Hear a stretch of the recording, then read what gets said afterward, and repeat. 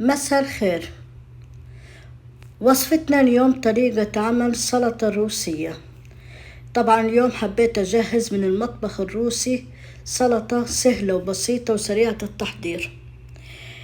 بقدر على النار راح أضيف حبتين بطاطس قطعتها مكعبات صغيرة، وعندي هنا جزر 4 حبات قطعتها برضو مكعبات صغيرة. والآن بدي أسلقها، بدي أضيف 4 أكواب من المية.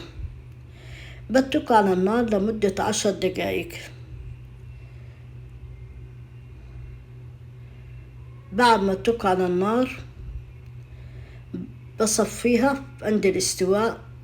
شايفين كيف جهزت معايا؟ والآن بصفيها كويس من المية. الآن نبدأ نجهز السلطة. كوب من المايونيز،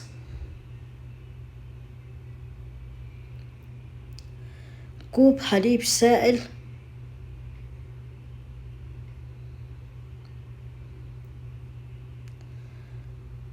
طبعا ممكن تضيفي لبن زبادي المتوفر عندك.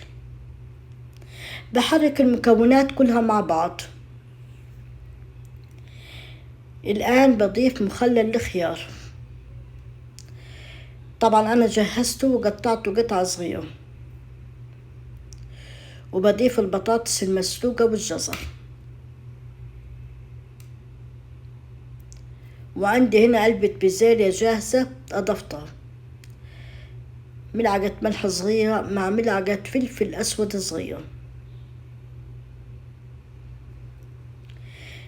بحرك المكونات كلها مع بعض.